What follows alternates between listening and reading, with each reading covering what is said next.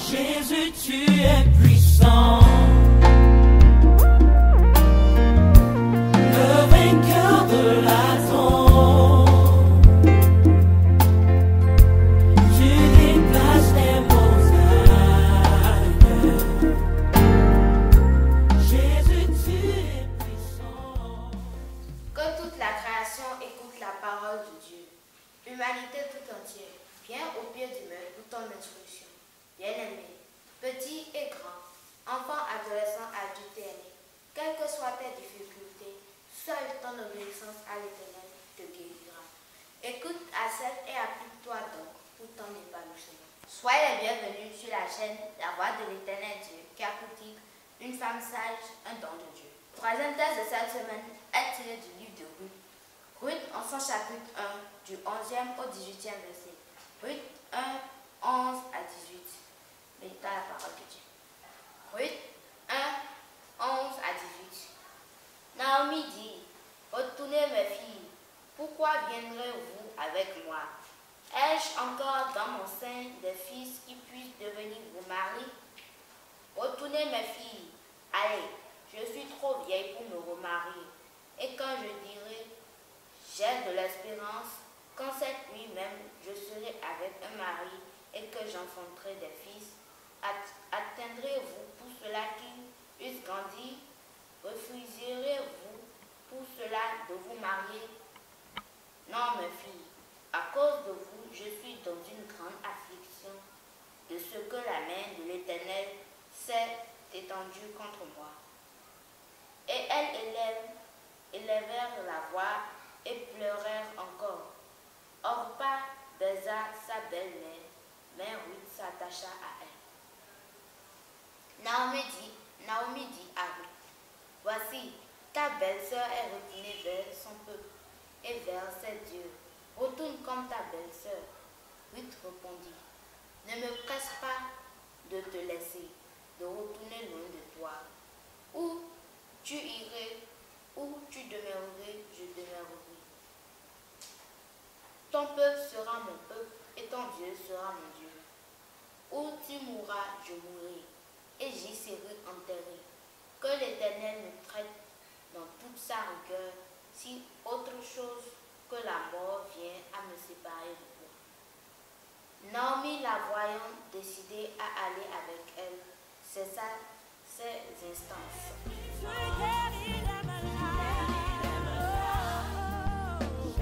Bien-aimés dans le Seigneur,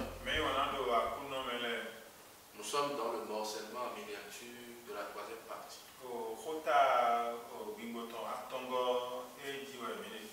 Le don de Dieu. Bien-aimés dans le Seigneur, je vais aborder la partie spirituelle de la femme. Dans le contexte spirituel, Christ, c'est lui qui est l'époux. Jean 2, 9 à 10. Et l'épouse, c'est celle qui appartient à Christ.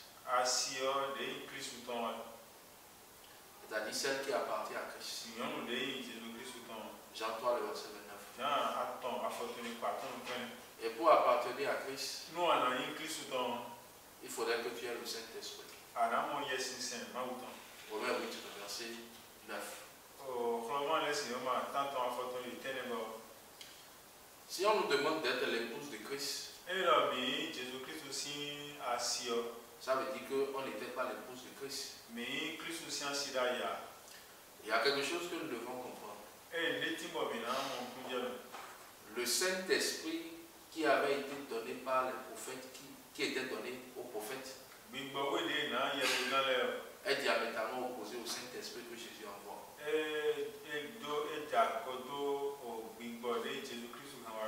Jésus dit qu'il va envoyer un autre consolateur.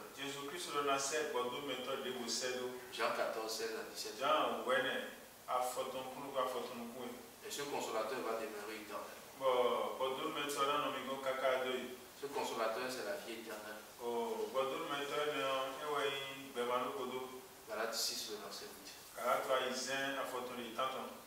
Bien-aimé dans le Seigneur. Dans le jardin d'Éden, Adam nous a dépossédé d'être la femme de Christ.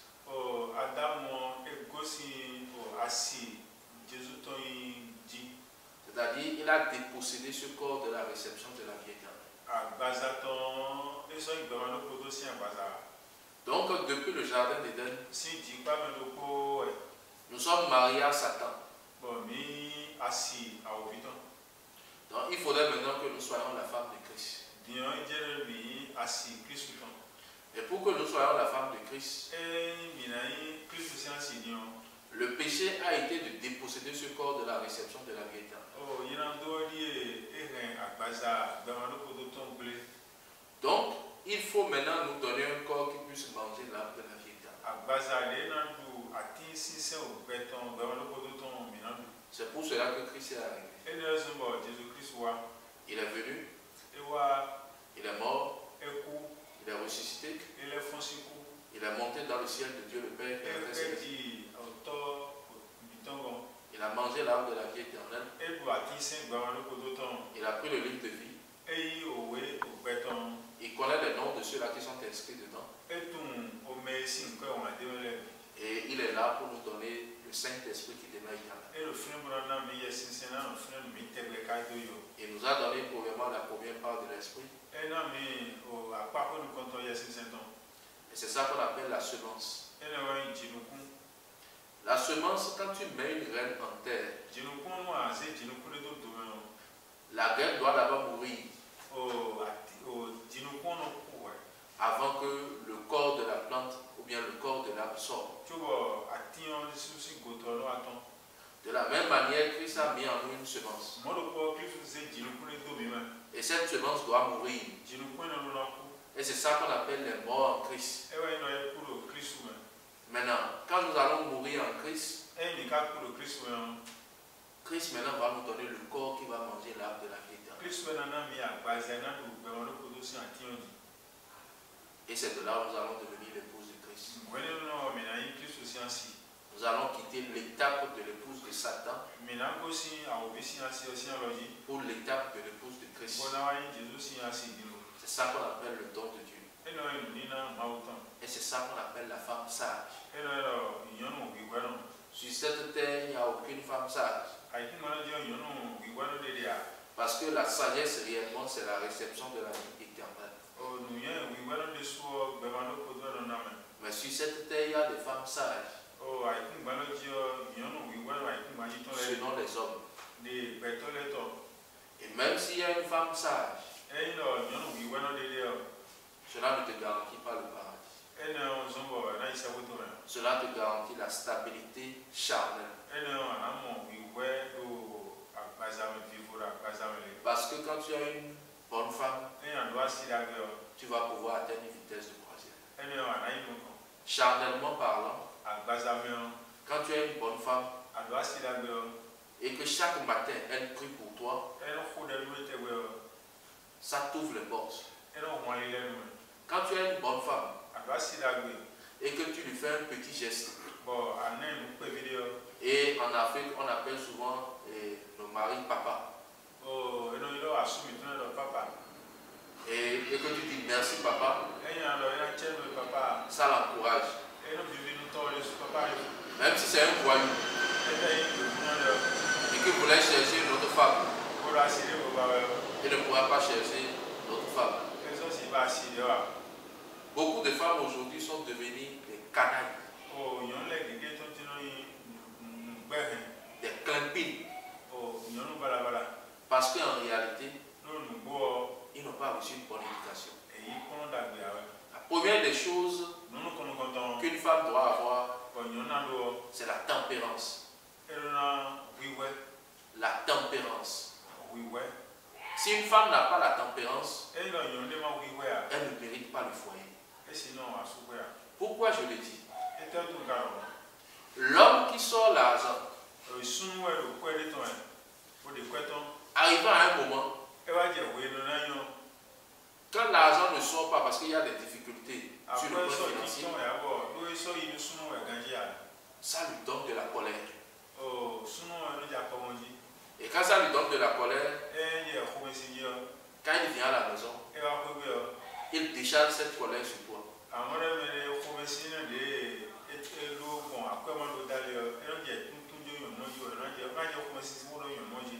Si toi tu as une bonne femme, tu le laisses décharger sa colère. Tu ne dis mot. Et le soir, pendant que vous êtes seul, tout au fond des quatre coins du mur, quand tu vas le ramener à la raison, il va te présenter des excuses. Donc il faut savoir renverser la tendance. C'est pour cela qu'une femme a besoin de passer par un cours sur le foyer. Mais aujourd'hui, qu'est-ce que nous remarquons? Le père et la mère se sont séparés. Et quand le père et la mère se séparent, et que vous avez engendré une fille qui deviendra adolescente, souvent nos mamans vendent au marché. Donc ils n'ont pas le temps. Donc quand l'enfant va à l'école, elle est livrée à tout pour le champ. Et quand le papa n'est pas à côté de la maman, ce n'est pas sûr qu'il puisse entretenir toutes les charges du côté financier.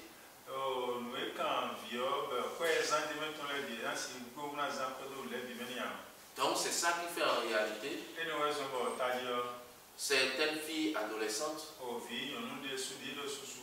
sous l'influence de certaines personnes âgées, se laissent aller par des tendances et cela les amène à devenir des aides-soignantes. Voilà le coup de gueule qui est descendu sur les parents. Homme, même si ta femme est une canaille, souviens-toi toujours de ton enfant. Surtout si tu as des filles. Et prends soin de tes enfants. Sinon, dans le futur,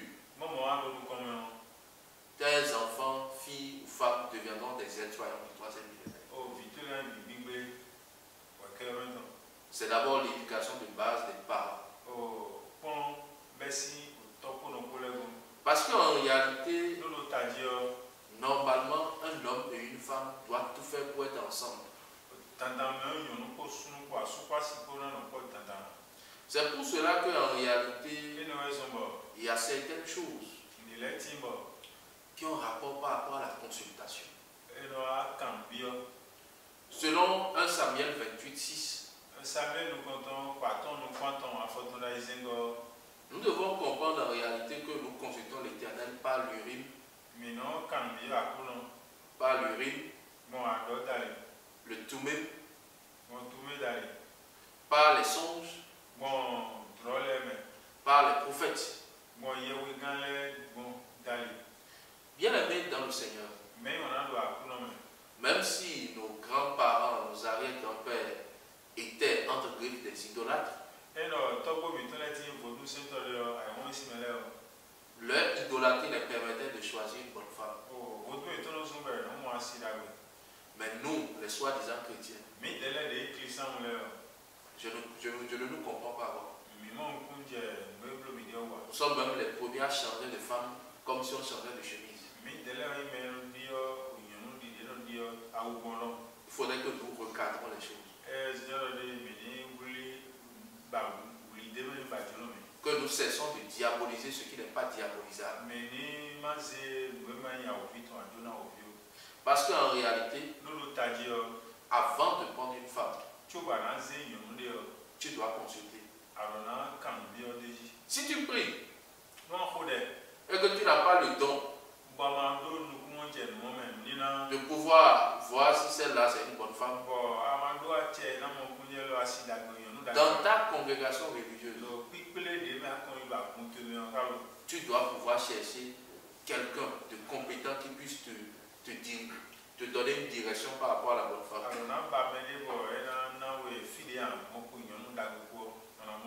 Si aujourd'hui nous voyons les aides-soignants du 3e millénaire, la majorité de ceux-là, c'est les enfants qui ont été délaissés à eux-mêmes. C'est des gens qui n'ont pas reçu l'éducation financière de la part des enfants et de leurs parents. Lorsque le papa et la maman, vous avez un enfant, et l'enfant doit étudier avec la charité de la vie. Au lieu de 300, vous lui donnez 100 francs. Et que l'enfant arrive à l'école. Et que ses camarades mangent à leur faim. Et elle n'arrive pas à manger à sa faim. Quand un voyou va sortir du coin, quand il va lui proposer des miettes, elle ne va pas hésiter à accepter. Donc ça aussi, ça dépend aussi des parents. Nous devons faire beaucoup attention. Les parents ont un devoir envers leurs enfants, filles qui deviendra adolescentes et femmes dans le futur.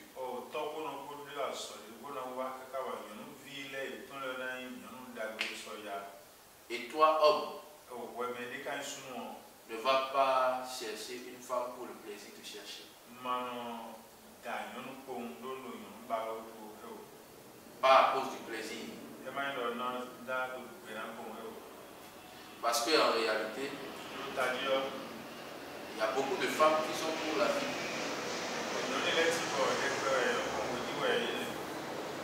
Mais la femme qui veut rester dans un foyer, ça c'est toute autre chose. Ça c'est dans le cadre du charnel. Dans le cadre de la femme spirituelle, c'est nous les prédestinés. La véritable femme, c'est celle qui est prédestinée pour le paradis. Et c'est ça qui est le don de Dieu. Donc, le don de Dieu, c'est nous les prédestinés, la femme de Christ, à recevoir la vie éternelle, le Saint-Esprit qui est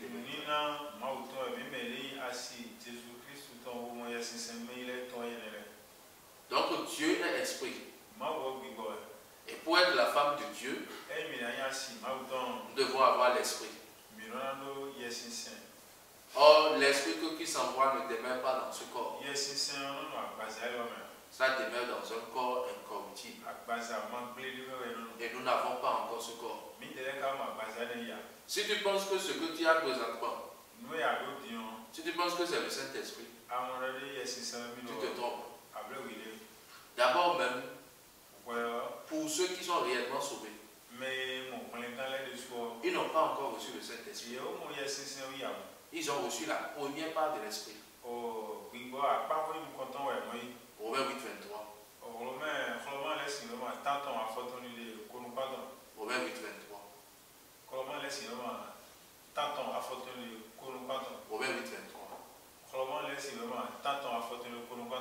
Et c'est cette semence qu'on a mis en nous. Ça va d'abord mourir en nous. Et quand ça meurt, ça donne un corps. Et ce corps va recevoir la vie.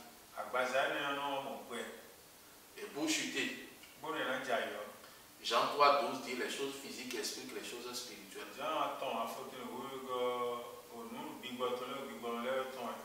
Un homme et une femme, ils ont des rapports sexuels. La semence qui entre dans le ventre de la femme, c'est ça qu'on appelle le sperme. Et à un moment donné, ce sperme va se transformer en embryon.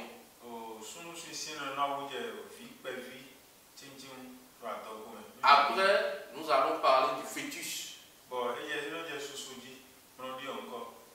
Et c'est à partir du fœtus qu'on voit que le bébé est dans le ventre, le bébé a un corps. Quand l'enfant a l'étape d'embryon, on ne le voit pas. C'est pour cela que l'échographie, c'est à partir de 5-6 mois.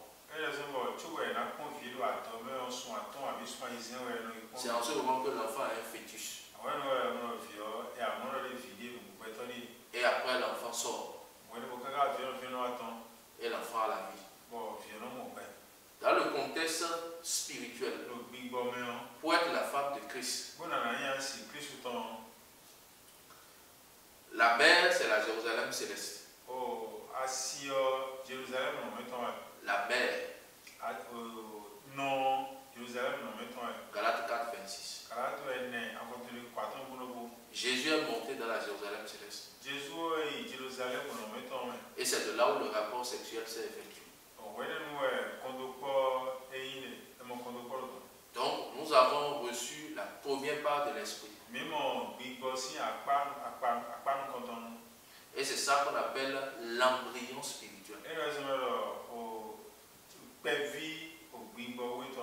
Maintenant, quand nous allons porter le corps incorruptible,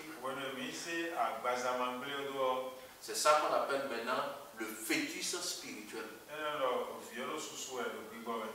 Et quand nous allons naître, c'est ça qu'on appelle bébé spirituel. Et c'est ça qu'on appelle manger l'arbre de la vie éternelle. Et c'est ça qu'on appelle naître de nouveau. Voilà la véritable femme. Que le nom de l'Éternel soit glorifié. Merci beaucoup. Dear friends, dear brother and sister, dear friend, I have the conviction that you have the gospel of life, prosperity and freedom. Please, hear the gospel to impact the whole humanity, for the Lord desire. Est-ce que tu peux acclamer, alléluia? Est-ce que tu peux acclamer là où tu es? Est-ce que tu peux acclamer ce nom merveilleux, ce nom fantastique, alléluia?